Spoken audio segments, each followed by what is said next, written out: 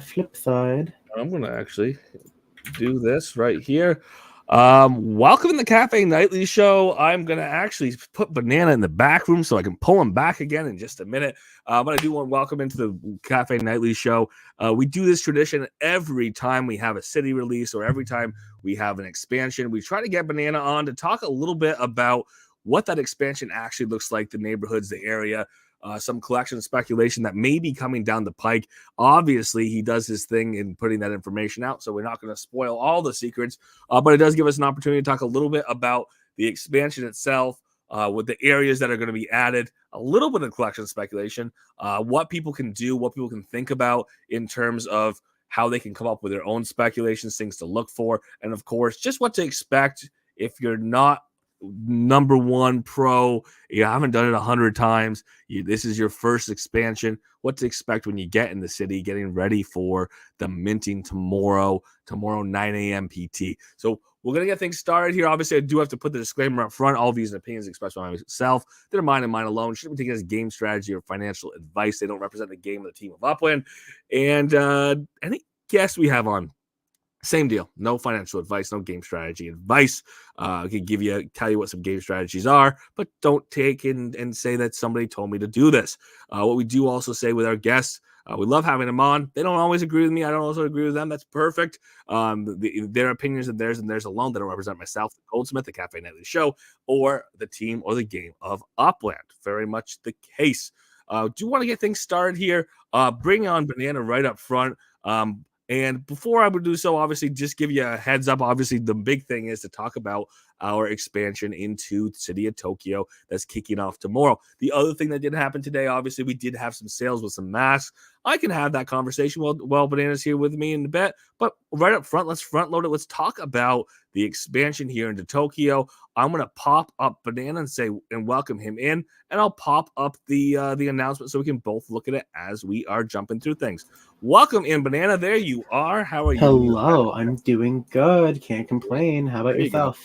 Well, I put you on mute for 2 minutes. I got you back here. I'm so happy to have you back. I missed you. I was gonna cry. So it's all good. It's all good. So I'm gonna get a screen share up here. Let's take a look at the announcement here so we know what we're looking at.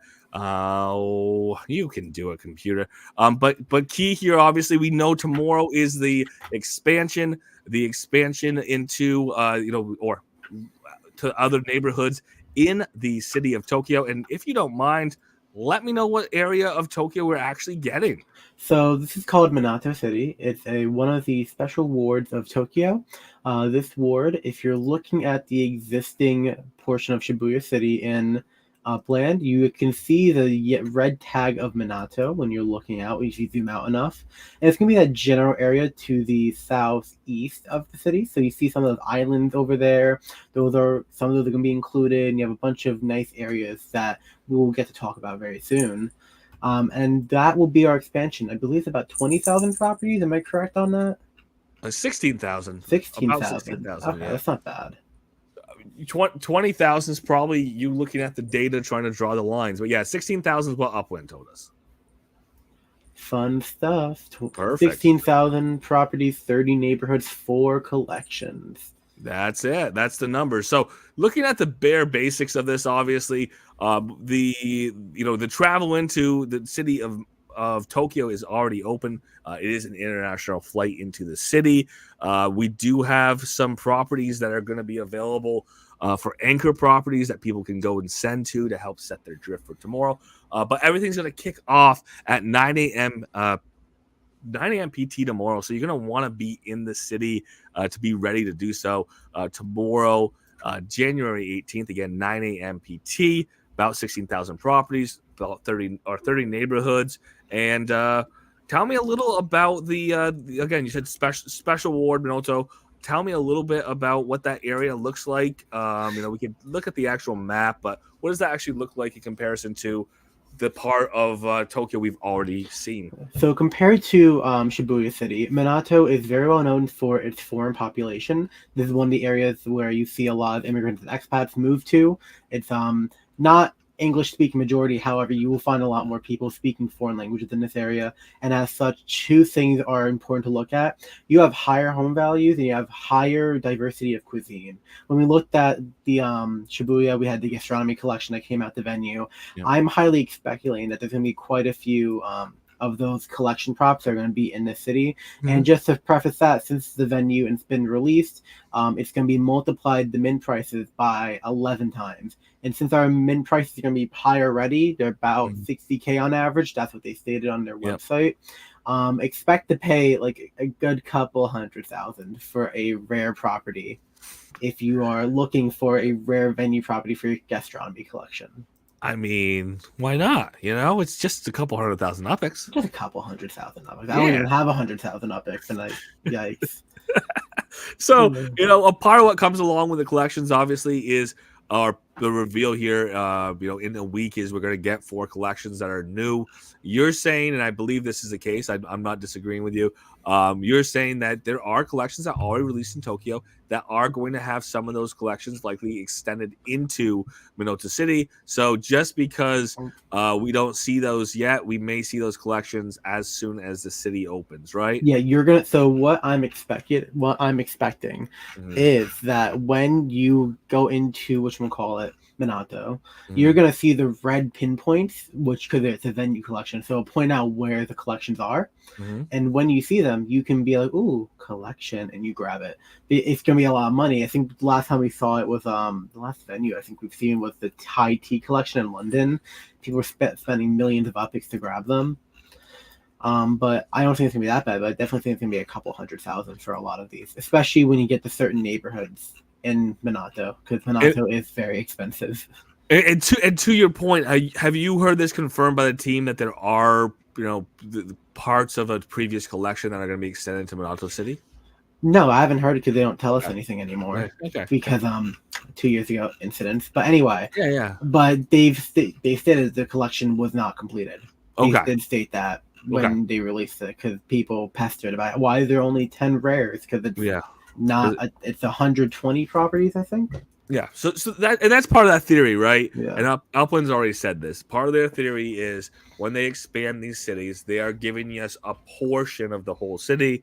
I appreciate the fact that a rare venue collection has a portion of that in one release and a portion in another and a portion in another. So I'm right on you. I don't think it's a bad speculation at all. I just didn't know if it was formally said, but it sounds like it more or less is that there will likely be previous collections or previously released collections that are going to end up hitting and being right available from the get-go, because we know if a collection has already been revealed that items that fall in that collection may or may not pop on the board. I mean, they may not reveal till later that they qualify for that collection. We've seen stuff like that before as well. Right. So gotta be careful what you're paying for. Be careful what you're paying for. If you're going to speculate on a venue collection, keep in mind it is a hand-selected, curated venue selection. The team of Upland decides what falls in there. So just because somebody owns a Michelin star restaurant, that I know people were a bit upset with the Tokyo release, because I think there was 2 Michelin star restaurants that were not made rare, but all the other ones were. So if I would pick a couple that you know of, and hope and see which ones end up being the rares tomorrow, because it could be one, could be all, could be none. And you may not know. You may not know for a week, right? Because it may. Well, no. For those, you will know immediately because it's already been revealed for the gastronomy. That was revealed 3 months ago when they released Shibuya. The pins show up immediately. We did see that because we've had releases. They will show up immediately. That makes sense. Obviously, the tokenization has not been shown, though. The tokenization of those properties. Those were shown a while ago. Because of the fact that gastronomy was already shown, they already had him encoded. They're already encoded, but the key is not revealed yet for that section. I think the key actually was revealed. It's just the fact that you can't decode it. Because it's just the way they encrypt it. You can have the key to verify that it's the same encryption, but that doesn't show you how to decrypt it. Sure. Okay. Because I remember the encryption was very long because they had Mhm. so many properties, and that the address names in Tokyo are very long. Sure. And I know they can do that by, you can tell how many are in the cycle. You just can't see until they're actually turned on in the game, or Right. the properties. Because right now, if they wanted to, they could turn on all the gastronomies, and you'd see them all throughout the city. Mm. But All right. they're not. They hopefully they won't do that. That'd be a spoiler. That would be a spoiler before the release starts. So we'll see what's going on tomorrow. You expect them to be highlighted on the map as things get started. So that is a potential for collections being revealed up front. Again, that's not something that they did specifically say this time around. So we'll just wait and see how that happens. But of course, the key details here. First and foremost, obviously, is there's 3 launch properties. There's 4 Chome 12-1 Shirokane in Minoto City. There is 2 Chome 9-11 Mita, and that's in Minoto City. And then there's 1 Chome 2-50 Shirokane, and that is in Minoto City as well, obviously. So giving us multiple locations to send to and drift from. Have you taken a look at where those properties lie as far as what people can think about for drifting and traveling and you getting around the area? I'm not like. Hold on. I'm trying to figure out where these are because it's sending me to the same address for each one. Oh, really? In the game of Upland or just in Yeah, general? in Okay. Upland. Well, I never trust the maps in Upland until they release the city. Yeah, so You know how that I hold on. Let me actually. I need to pull up my own personal map now Sure. because I have.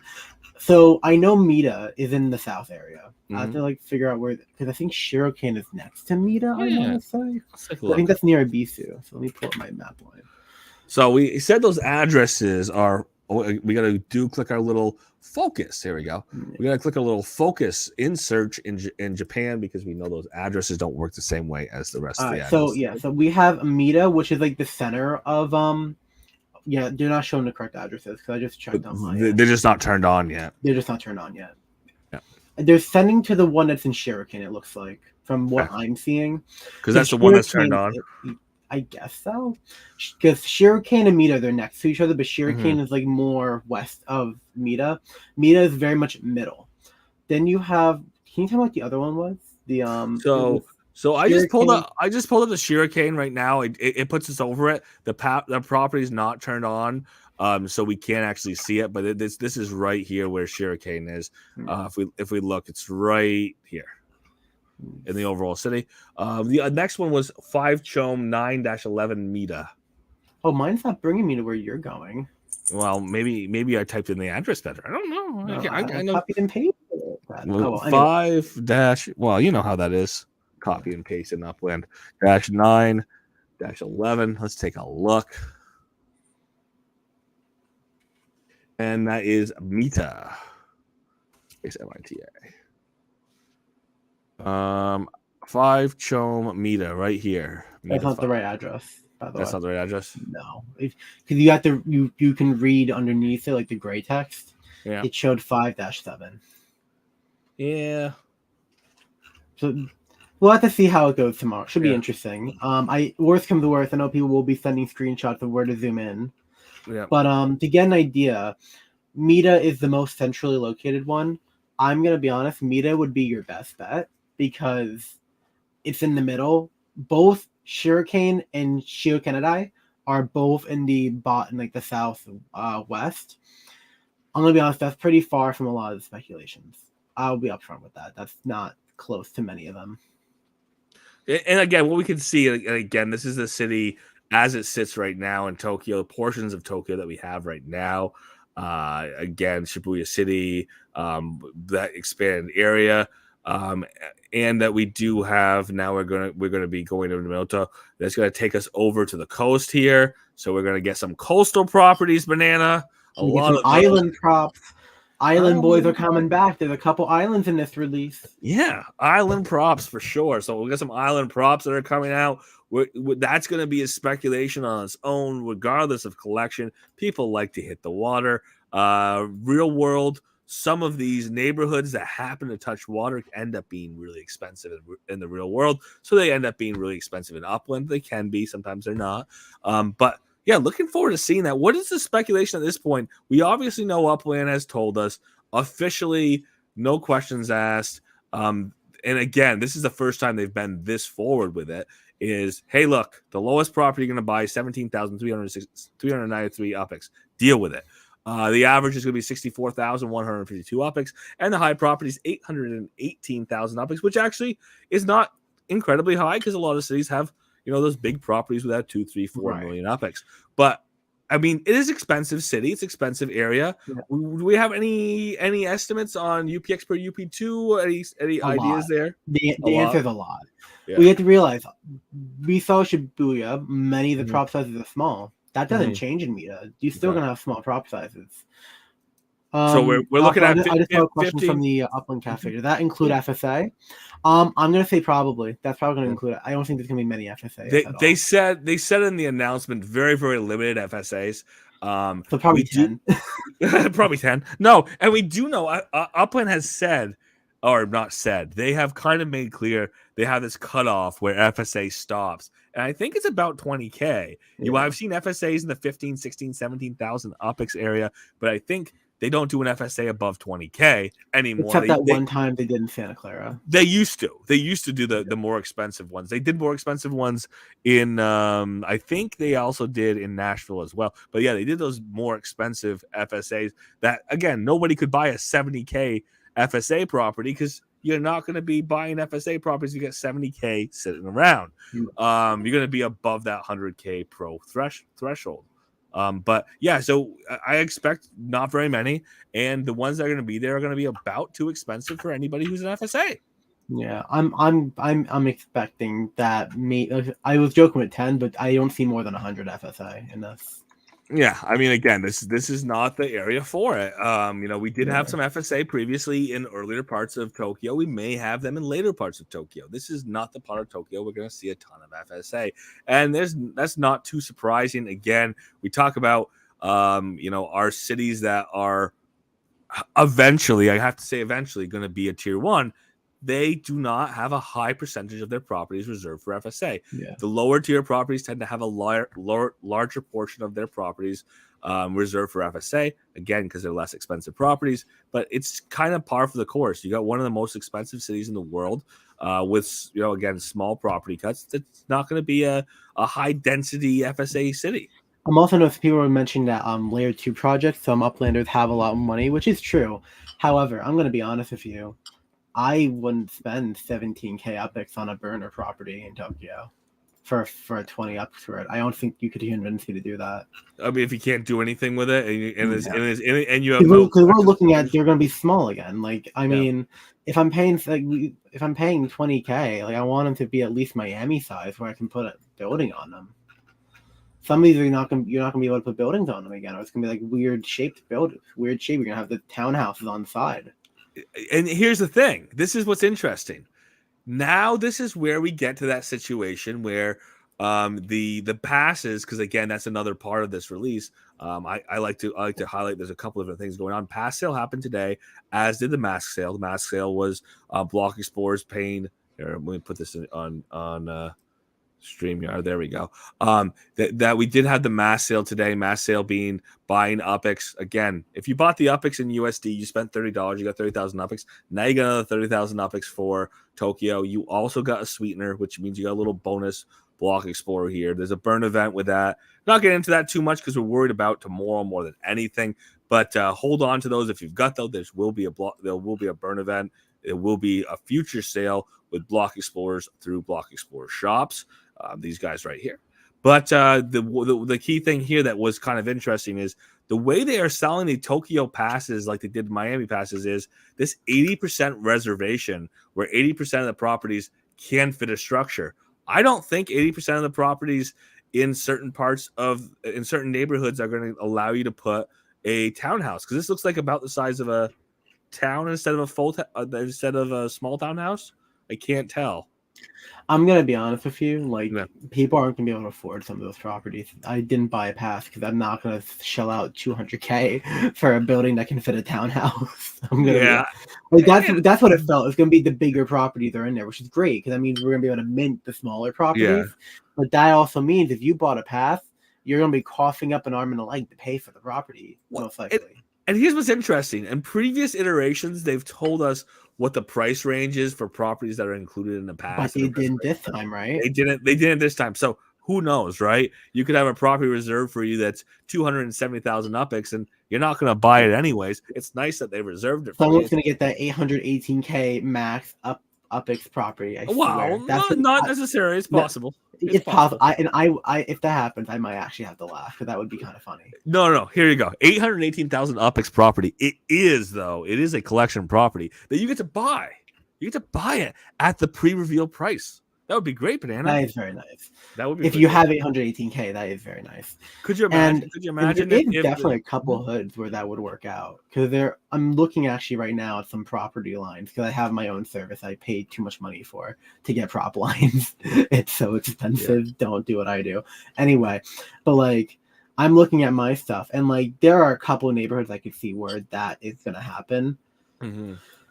I'm gonna be honest, I'm thinking the 818K is gonna be on that coastline. So, and to Kiro's point here, yes, I think that as far as a part of the conversation as to how well do these passes work, why do they work, who do they work for? If we broke these up into groups where we said, hey, I want to buy one property in Tokyo, I know I'm not going to spend 300,000 UPIX to buy one. I could buy a pass that I know that the most expensive property I could have reserved for me is 75,000 UPIX. That's the pass I want to go and buy. I don't want to buy the one that might give me a 300,000 or 600,000 UPIX property. 100% Kiro, that would be a great addition to how the pass structure works. That would be so nice because I can't afford to spend 1 million UPIX. I really can't. Well, you know, because you have to realize. I will say, I think we are going to see. I know they say the average is 60-something thousand. Mm-hmm. I don't buy that most. I think we're going to see more 40K. I'm going to be frank, because there's a lot of properties when you look at anything on that waterfront. Yeah. It's all high rises or all factories. What they said average and not mean, right? Yeah. Average, aka mean, and not median. It's not the median, it's the average. So it could be inflated a little bit. They could be a lot of low-cost properties in one little corner somewhere where we get a ton of low-cost properties. Well, because don't get me wrong, there's a lot of small properties in this way. I'm looking at like areas when you're looking at towards central Tokyo, when you're looking at no one's not when you see them all when the lines come up. When you look at Shinbashi, Nishi Shinbashi, Atago, you got what else is the other one? Higashi I'm gonna butcher this one. Higashi Azabu. That one, those neighbors I just said, they have a bunch of smaller properties. And like by smaller, I mean probably micro home size properties. Well, keep in mind the UPX per UP2 is not the same for the entire area. Just because the area is expensive, it doesn't mean that there's not these enclaves, these small areas where smaller UPX per UP2. I will say anything that will draw the averages down. I will say anything that you see Azabu in, that's gonna be pricey because that was once the most expensive area in Tokyo. Well, there you go. That's it's hard to. It's gonna be. I think the jump off points of Shirokane and Shirokenadai are gonna probably be a little cheaper because they're more residential. Not saying they're gonna be cheap. I think they're gonna be cheaper than what you're gonna see. But I think you're gonna see a lot of bleeding wallets up north. I think that's where your wallet's gonna hurt the most. Anything like around Roppongi or Akasaka or Moto Akasaka, Kirayama or Minami Ayoma, anything around there, Nishiazabu, Toro, Enomon, Higashi Shinabashi, Kaigen, Shibora, or Daiba, or anything like that. Anything where it's like either on the island that's part of this ward, or anything that has islands, or anything that looks dense, where you see a lot of commercial activity, is going to be expensive. It's going to be very expensive in a lot of areas. I don't think you're going to see anything sub 500 in this wave. I mean, I would love to see that. If anything, you're going to see that down south. Well, we'll see. But I wouldn't bet money on it. I'll be honest. I wouldn't bet money. I think you're going to see below 1,000 UPIX per squared. I think definitely. Sorry. 500 UPX per UP. I agree. I mean, again, I think you have to push hard for that. We saw in London that there were releases that there was nothing under 400K, and UPX per UP2, definitely can see that. This is not the least expensive portion of the city. This is actually one of the more expensive portions of the city. So for sure, we do expect Although to I do see. want to say, Chronicos, Shire Canada is in the south portion of this ward, but it's still considered part of the north part of the city.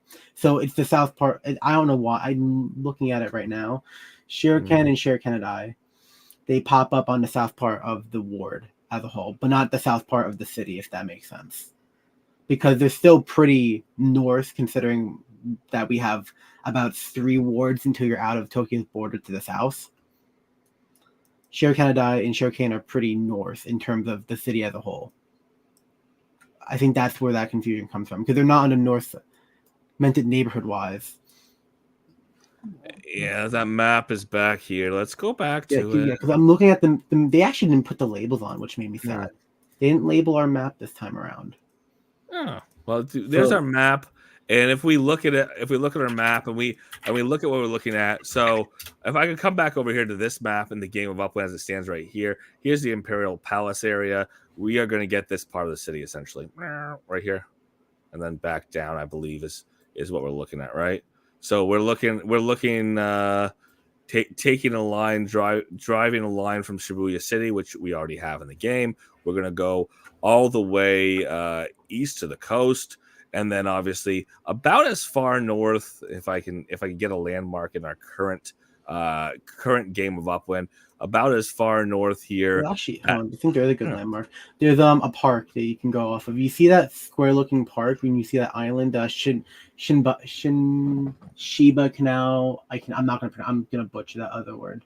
Do you see that park? There's a canal park that's over there. I mean, I think that if I look at the map here correctly, it's like the Habaya Park. If I look at the bottom of that, that's about where that cutoff is going to be, coming all the way back to the coast. Gotcha. And that's about where that lines up here. It appears to line up again a little farther north than that on the on the Should I try and draw a line of where this is probably going to cut off? I'm going to try to draw one and share it. But yeah, I'm looking right here. I'm looking at the image here, and like I said, looking at it over here, it looks like we're going to be drawing back over here underneath the Imperial Palace, back here to the coast. This small cutout here, back around down the coast from there, and that's what we expect to see. More or less is where our cutout is going to be overall. We see that there's a lot of people who are already in.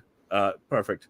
We see there's a lot of people who are already in Tokyo as of right now. But as we get ready, obviously travel into the city.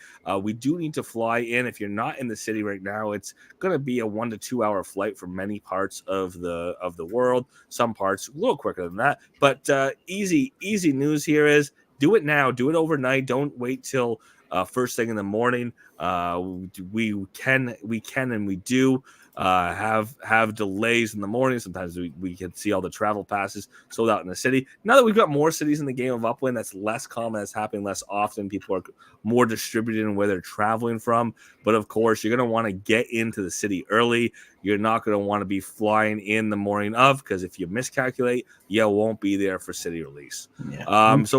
So with things getting kicked off tomorrow, I guess part of the question is where are people going? What are their thoughts? What are your thoughts? What should people be looking out for as far as broad areas of the map to keep an eye on? So I do want to preface to everyone that, as they stated in our first release of Tokyo, there are no street collections. So do not go try tracing a street down, because it probably is not going to be a collection, because they said it's not going to be a collection. I just want to preface that, because I know some people are like, oh, what streets are you going for? I'm like, none. So no streets whatsoever, which is nice, because you can just focus on neighborhoods. So it's probably going to either be 4 neighborhoods or 3 neighborhoods, 1 venue. I'm hoping for 4 neighborhoods. I don't know what type of venue would be out of here. Because there probably is going to be I feel like there could be a venue. You could probably figure out one. I couldn't figure out a good venue idea for this area. However, there's about 7 to 8 neighborhoods, I feel like, that are in the running for the 4 collections. I think that's a fair thing. I always try to go double of what they say there's going to be, because you never know what's on Upland's mind. Well, but, I do. Where did the dart land when I threw it at the map? Didn't you throw it at the Atlantic Ocean? What? There you go. Are we getting Atlantis at some point? We're going to get Atlantis because Upland missed. The guy who was throwing the darts this week He missed, and that's what we get. No, I mean the big thing I like to put out there is you always put some speculation. It's generally it hits at a very good rate every time, but we always have one or two things where we say, I see what you did there, Upland, but I don't see what you did over here. No, I don't see what you did over here. I see what you did here. This area makes sense. It's the nicest part of the city, most expensive. Sure, whatever. You want to make it a collection, but this little area over here, why did you make that a collection, Upland? Yeah. So there's always a little bit of that. So this is what I'll put that out there. You've already put a special. You put one out for Tokyo, the first section of Tokyo. Keep in mind the expansion is entirely separate. It's a new area, so there's 16,000 new properties. It's 4 new collections. Did you know about the 4 new collections before you set up the new collection speculation guide? I did, because I don't make the guides as advanced as you think I do. I make mine. I've gone better. I'm not a silly banana. 6 years away early. 6 years early. I did that for Miami. I had to redo the entire guide. I never want to do that again. However, what I did was I did my research and I just made the guide when the announcement came. Because I'll be honest, I had Shinjuku also prepared because I thought it was going to be one of the two. Yeah. So based on that, I had my stuff ready. However, I was actually expecting less. I was shocked they said 4. I was waiting for them to be like 2. So on 16,000 properties, it seems pretty rich to get 4 collections. Yeah, especially because I gotta be honest, I see limiteds and exclusives and rares. Mm-hmm. There's one neighborhood that I have marked as a rare that could end up being an ultra rare, depending on if they even pick it. And second of all, if they cut it the way I'm thinking they could potentially cut it. But it may get cut differently, yeah. The way they cut the property parcels, because some of them are big and some of them are small, and I can't tell if they're going to cut up the big parcels yet. Well, because I've noticed that they don't, because even though I have property parcel data, they do cut up their own buildings. We saw that in London when they cut up skyscrapers into 2 or 3. Right in half, yeah. It's like where'd you come up with that property line? And well, technically, it was 2 lots in 1462. So that's what they come up with. They just look at old property data. Genuinely, that's what I feel like how they well, in 1300s when the Magna Carta was signed, this was actually 3 properties. And they combined them. They didn't combine them until like the 1880s. So that's new stuff. But I would be honest, without giving away too much, that your downtowns are your main attractions. That and like there's a couple rich residential districts you could look at. But I feel like the spotlight is going to be your downtowns because there's 2 3 main entertainment / very dense and popular areas in this region. I'm not going to say where they are because no, but there are. If you do, I'll be honest. If you do some digging, you will find 2 of them very easily. I think. Out of the 3 downtown, I'm going to call them downtowns for the simplicity. They all feature different things. One's for entertainment, one's like a new downtown, and one is like a very like cultural center, I'd say, of Minato. I think that's like the best way to divide it up. It's like their main focus is 3 different things. I think one of them is guaranteed. There's one I'll be very upset if you don't do, because like it's the main attraction of Minato. I'll be honest, it's probably the main attraction. Like if you go to Minato, you end up here one way or another. So I mean, again, this just sounds more like general strategy, right? General where strategy. You're looking for areas where you have some decent property density, you have decent population density. Well, you don't even need population density. You've got an attraction. You've got a reason why that part of the city. You have to have a reason to go there. You don't need density because we've had many collections where it's not a dense area. But they have a reason to go there 9 times out of 10, especially when you're looking at exclusives and limiteds and rares. 9 times out of 10, there's a reason you're going there. Whether it's a great family neighborhood, whether it's a great area for local cuisine, whether it's got high rises galore, or it's like newly developed, or if it's an entertainment cluster, there's usually a reason why you're going. Something that makes it different. Yeah, it's not like a standard where it's like, oh, it's a neighborhood and it just fit the standard size. Which I gotta be honest, I feel like that's what's gonna happen with the standards in Tokyo.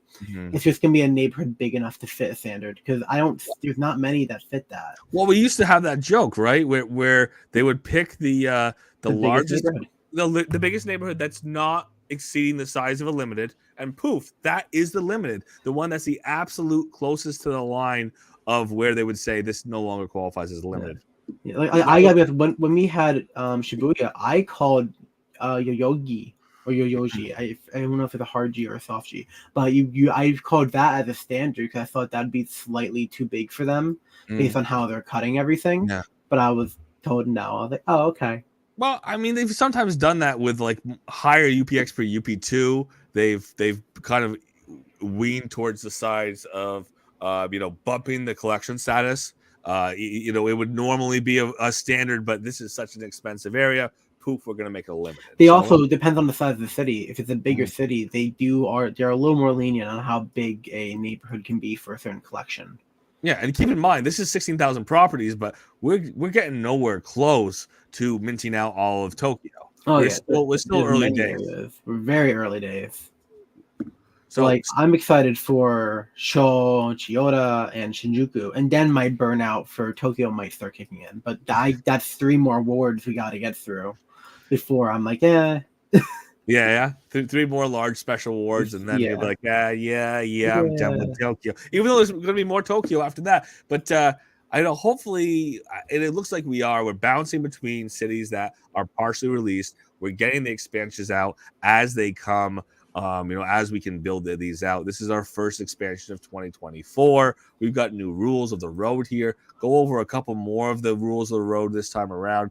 Like I said, the launchpad properties. You can get into the city of Tokyo. You can get ready a half an hour, 45 minutes before. Take a look, see where you want to be, and ultimately send to those properties and start those drifts. Keep in mind that your drift can change. Your Block Explorer can change direction. Just because you have it gliding towards the direction you want to be gliding doesn't mean it's going to get where you want to get. For a good rule of thumb, it does change direction about every 15-20 minutes, which is how long your tail lasts in general. Exactly.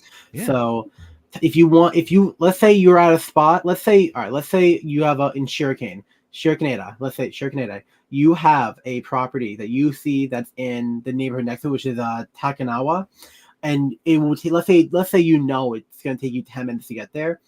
You don't have to worry. But if you're traveling from Mita and you want to go all the way to Moro Akasaka, which is all the way in the north, that borders in the ward of Shinjuku, so you have to travel far. Then you're going to have to count on the fact that you have to hope that your guy will turn at least once or twice still in the same direction, which doesn't always happen. Like it could go, let's say, from this to that, and you're still going the right way, or it could go backward. Which is why we look for those launch pads to be distributed in the city, because you're not gonna, even if you set it going in 3 hours ahead, you're not gonna go through 3 hours in the same direction. So that's why we say, I always say, like I said, you get there 45 minutes early and you test that drift. You see about how far you can drift in 15 minutes, gives you a better idea. Keep it in mind, you're probably not going to realistically get more than a 15-minute drift in one direction, which is why, like I said, 45 minutes early, test that drift out, see what that looks like, and then set your drift to where you want to be. Knowing also, that 15 minutes I actually want to make another comment. So, when I mentioned that Mita, Shuriken, and Shurikenedai are in the south, I'm gonna see what neighborhood borders up north that we can jump to, because I don't like the fact that all of them are in the south. I get why they did, because you have the neighborhoods right there. I will say, let's see, we got Higashi borders Minami Aoma, which would be one neighborhood that's in the new wave. That's a jumping off point that you could work with. Let me actually look at Upland, because that's going to be easier than me trying to siphon through all these. So we got Higashi is going to be one to jump off of. And what's north of it? And I think Shibuya would be awesome. There's a little bit of Shibuya that's right there. The properties that are east of the Aoyama Gakuen University would be your best bet, because that puts you directly into I think that puts you that also puts you at Mina Aoyama. I think there's one other neighborhood, because my issue is the fact that they didn't release Hero. They never released Hero, and that's like a chunk that would connect up a lot of the city. Yeah. Like Hero, I feel like they deliberately left out Hero. That way you couldn't jump out for most of it, because Ibisu doesn't connect.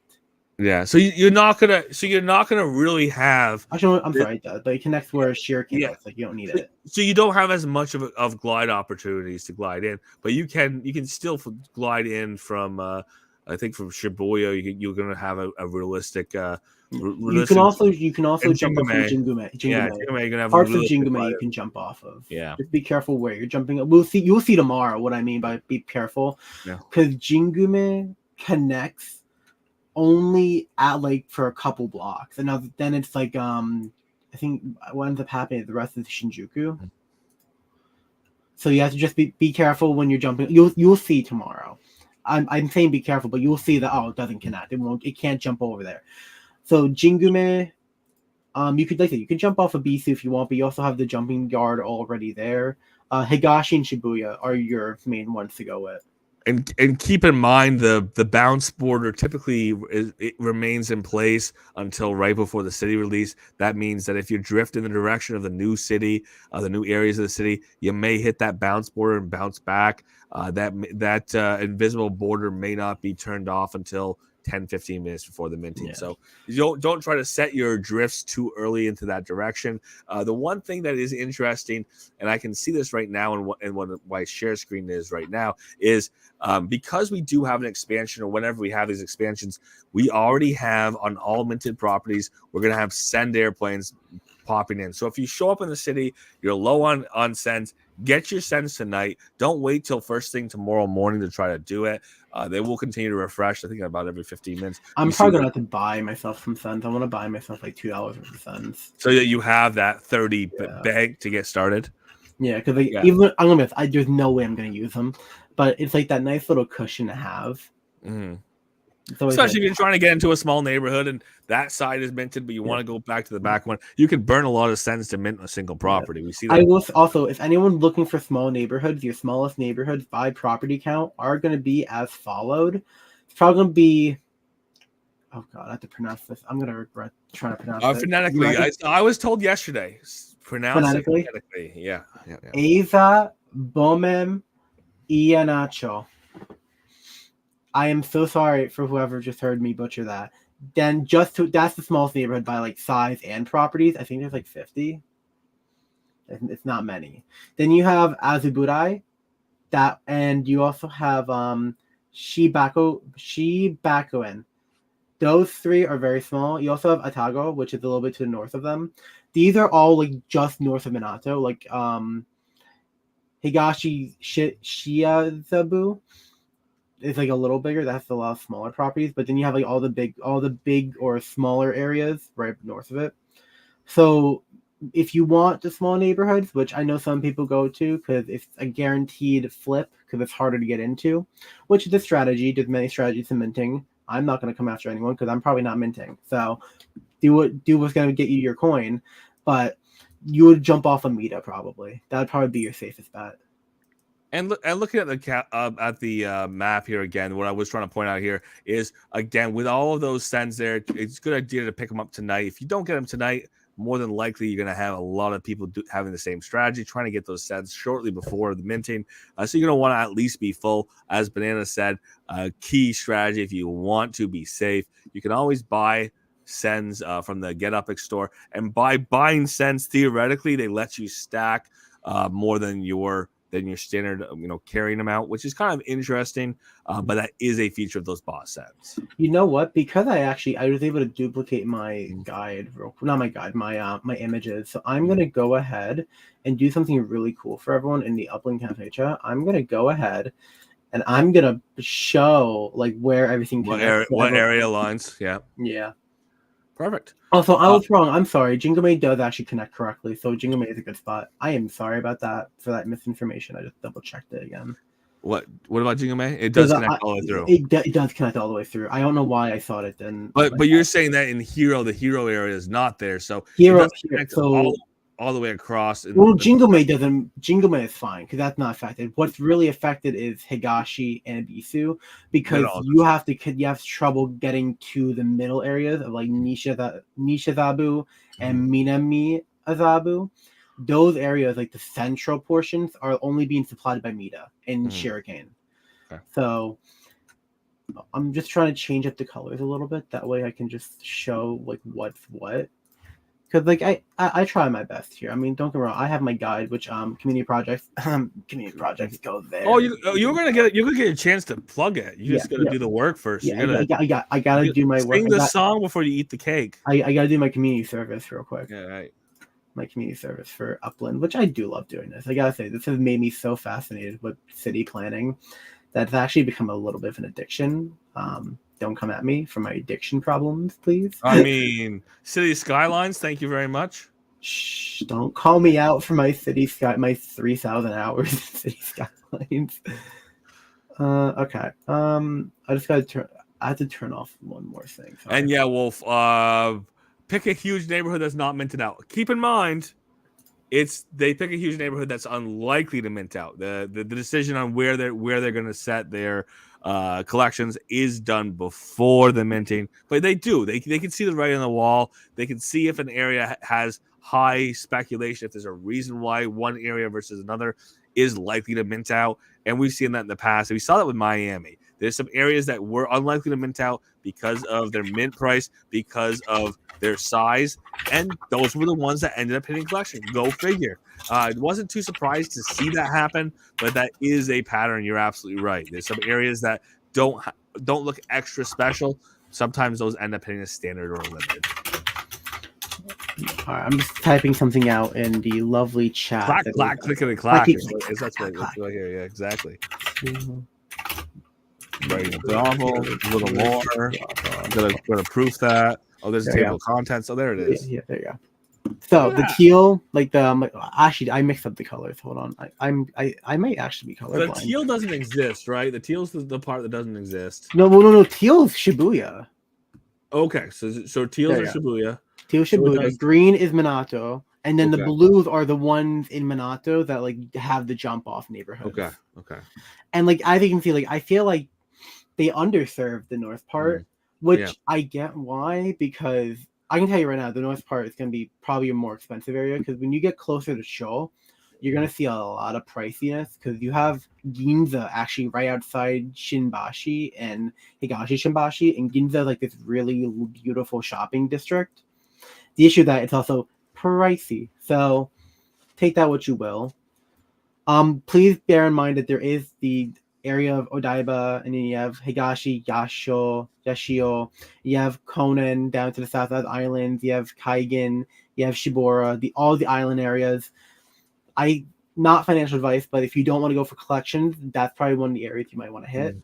And keep in mind, some of these island neighborhoods, they end up getting zero propped or limited propped. So keep that in mind as well when you're looking at these areas over here. Specifically, a lot of them have high rises. There's a couple islands, like I know Shibora has a couple of islands that have a bunch of smaller properties, but most of them have bigger properties. So they might end up with 4 or 5 properties total. So don't be surprised if that ends up happening. Most of them are going to have more than 4. I think more likely 20 is the smallest amount. Yeah, because a lot of them do have a lot of smaller buildings. I think Odaiba is going to be where that's the big toss up, because I can't tell how they're cutting it, because it's a very well-known area. It's right by Rainbow Bridge. Rainbow Bridge, very beautiful. But I just don't know how they're cutting up the buildings there, because it's very interesting how they could cut it. I'll be honest, they could cut it many ways. There's that Rainbow Bridge. Rainbow Bridge. It's very beautiful. I want to go see Rainbow Bridge one day. Yeah. But so I hope that helps everyone out. And if you want more help in terms of speculation, I do it. I do make a guide. I am currently selling mine for 15K UPIX. I do them in UPIX. I'm doing USD, but everyone wants the UPIX, so I just offer that really verbally. But 15K UPIX, you get the guide. If you have any speculations you want to run through me that I don't talk about, you can reach out to me. That also comes with it. And it's like a nice little pretty looking guide. Do you have the cover page, my boy, over there? Again? I had it up once. Wow. Oh my god. Wow. I'm gonna do it again. Just for you. I'll do it again. You're such a good friend. You know that? You're such a good host. A lot of work to get there. A lot of work, Banana. A lot of work. And I gotta reshare and everything. Oh my gosh. So yeah, so the cover page is here. We had taken a look at it before. Let's get it up on the screen. And community content and tools is where you can go and take a look to see the listing of the ad. You have I put it. yeah, I there you please go. tell me I did right. Okay, cool. Yeah, I've seen a community content and tools a couple times this week. But Twice. it's up. Yeah, Twice. I said Yeah, couple means couple. two.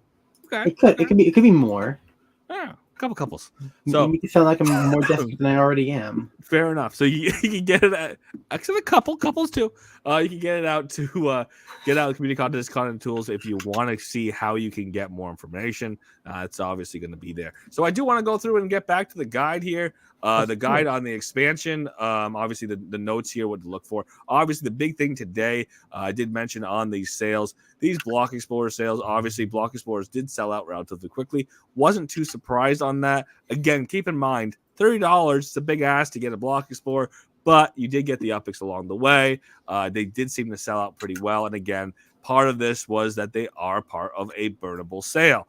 That sale is over. They are sold out. The other part of the sale that did happen today already was the Tokyo passes. Those are exchangeable. So if you don't get what you want in the city of in Tokyo in this expansion in Minoto City, if you don't get what you want right up front, you can potentially go and buy a pass and have a property reserved for you. The properties are already reserved. 15% of those are going to be collections. If you did buy a pass and you're questioning whether to hold on to that pass or not, as Banana said, keep in mind there's a variability. There is a range of properties that could be reserved for you. There could be one reserved for you in an area you don't like. It could be one reserved for you in an area that is a higher price than you can afford. But keep in mind, this is a way to extend the action, extend the excitement of a city release. So do keep that in mind. So if you don't get in the city release, those passes will be up on the secondary market. They are for sale typically in variety shops, so you may be able to buy one there. And again, as mentioned, 80% of those properties do have a unique structure that is buildable on them, that is not buildable in any other place in the world of Upland. There will be some custom structures available for a 1 week build period. Those are different than the ones that are reserved for pass holders, but they do look similar. And again, those are going to only be available for starting those structures January 19th at 9 a.m. PT until the 22nd, 9 a.m. PT. As we mentioned yesterday, the date is correct. The day of the week is not. It is a Friday to a Friday, giving you what? Oh, I'm sorry. They did update it. Wow. So they did update it. So Friday to Monday the 22nd is what you have available to you to get this started. So you only got through the weekend to get your structures started. If you are interested in getting this started into the game of Upland, otherwise, what we are looking at, hey, Lily, if you don't mind muting the mic there. Otherwise, with the Tokyo terminal, the terminal is going to be a giveaway here. Key thing on this is, why would you want to be a part of the mint? Why do you mint rather than buy a secondary? Is Upland is sweetening these events, how they're going, how they're working, and what happens to those who do participate versus those who don't. If you choose to participate, there will be an airport terminal, an international airport terminal, one that was reserved, that is going to be up as a prize. It's going to be given away through a random draw. One entry per property you mint. You have until the 1st of February at noon PT. That's when that entry period is going to end, and then obviously the drawing is sometime shortly thereafter. With a couple quick cute notes on that, or key notes on that, you can earn yourself up to 25, or you can earn yourself 25 additional entries for each Mint Master badge you earn. Keep in mind, there's not many of these on the Mint Master. This is our second city that we have a Mint Master that we know about ahead. This is the third city that we have Mint Master. There'll be the Pioneer, the Top Minter, Big Fish, Cozy. Cozy is the three smallest properties get a Cozy badge in the city. Again, if there's 30 that are the same UP2, they get randomized and shuffled, and three of the individuals with the smallest properties end up hitting.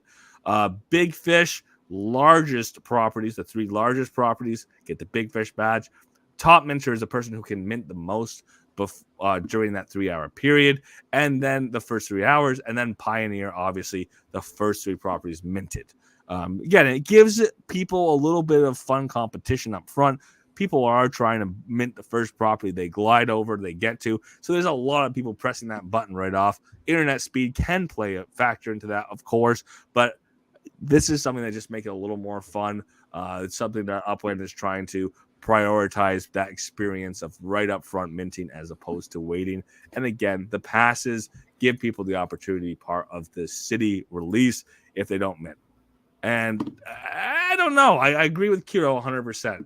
If you don't know what you're going to get on the pass, it makes the pass less fun. Hopefully they iterate. Hopefully they make it better. And Kiro, right on top of things, if there were 3 separate passes, if you knew what type of property, what size of property at least, or price of property that's reserved for you, it puts you in a better position to know if you bought that pass that you are going to want to buy that property. But Anna, I just put you on a hold there on ice for just a minute so that I could get through the announcement. I'm cold. I'm frozen. Yeah, I'll put you through ice so I can get. I have a reward for you for bringing me back. You ready? Ready? Do it. I just put on the Upland Cafe chat. I just put up the line for what's probably going to be Shinjuku as well. So just because I spent way too much time on Shinjuku thinking that was going to happen, not Minato. So I did both. But if you guys want to take a look, that's what so the light green is Minato, Shibuya is the teal, and then that gray is Shinjuku. Okay, so this is gonna be Shinjuku, which again we don't have yet. We don't have it yet, sadly. However, just to give you the idea of what the neighborhood structures look like as you get to different parts of the city. I think it's always cool to look at. Like you said, you see a lot of the bigger neighborhoods in this wave, I feel like. Helps you consider what might be coming next. Exactly. So for my people who like their micro hoods, wait till Shinjuku comes. Look at these. Look at these up here. There's so many tinies. Just look at them. Look at them. Yeah, there's little small guys up here.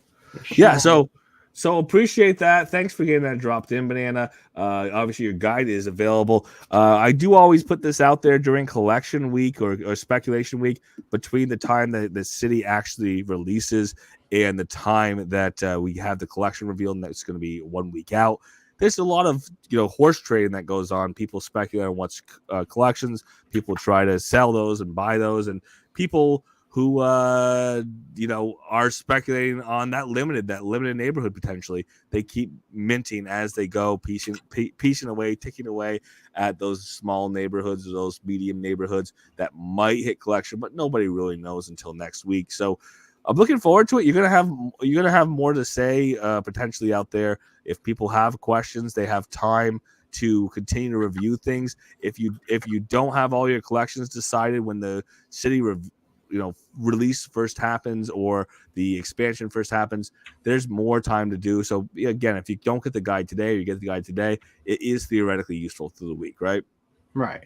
Yeah. So if you want to purchase after tomorrow, then you can go right ahead. I do recommend minting is always best, because minting, you get your most money worth usually from collection speculation, because there's no guarantee that they're going to sell your speculation for under mint prior to collection reveal. Yeah. But I mean, if you wanted a guide from Queens from last year, I would gladly sell it to you. I would gladly sell it to you, but there you go. But I think the most useful time is right before the release actually starts, because that way you get your time to actually look at it. Because I feel like you don't get as much benefit out of it. Because I've had some people buy it after the fact, but I do ask how to help them. It doesn't help them nearly as much. I'll be honest. So it's about timing. Well, of course, and we only had 2 days notice from Upland, so it's not like we had 4 or 5 days to talk about this and figure this out. So looking forward to it, Banana. So thank you very much. Any other parting words, thoughts about what's going on tomorrow, getting ready, what to expect? I mean, I've got a couple. My big one is obviously make sure you have the UPIX you want to have when the minting starts. Make sure you are in the right city when things kick off. And the big one, obviously, for me is don't get caught by that validation tool. Don't get caught by the am I authenticated? Do your authenticator before you get started using manual authentication. So when it starts, not advice. I can't give this as official advice. People always hate when I say this. I just turn off my authenticator during a release. Not advice. Which I can't guarantee that's naughty gonna be boy. safe.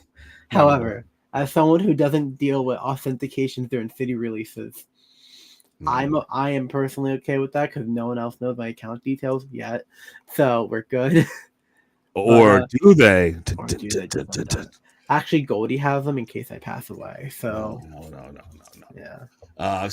But the key thing obviously is, yeah, of course, be ready, know what you're gonna do. Don't get caught. Don't lose out on that key property that you've been waiting for years. You've been waiting to mint for years because you got caught with your authenticator not ready, or you don't have the UPX in your account and you're sitting there trying to purchase it, but now that property is minted out in front of you. Yep.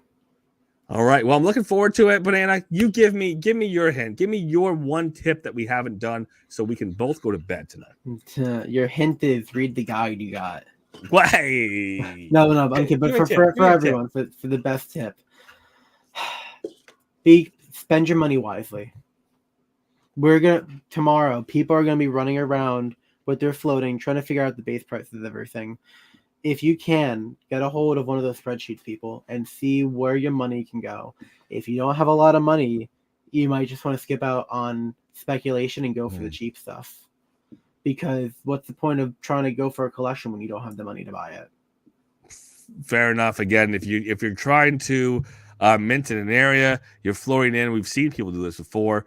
They float into a neighborhood, or they try to send into a neighborhood, and they find out there's nothing for sale in their price range. So yes, absolutely. The hour ahead, or they're 45 minutes ahead, go and check. Go and see if Analytic Assassins has a guide up. See if you're floating in the area, and you can kind of get an approximation of what the UPX per UP2 is, because you will see, even before you can mint, you will see sometimes that you will see what the pricing, the available pricing will be once we're able to actually mint. So keep that in mind. But that won't be available until we can glide into that portion of the city.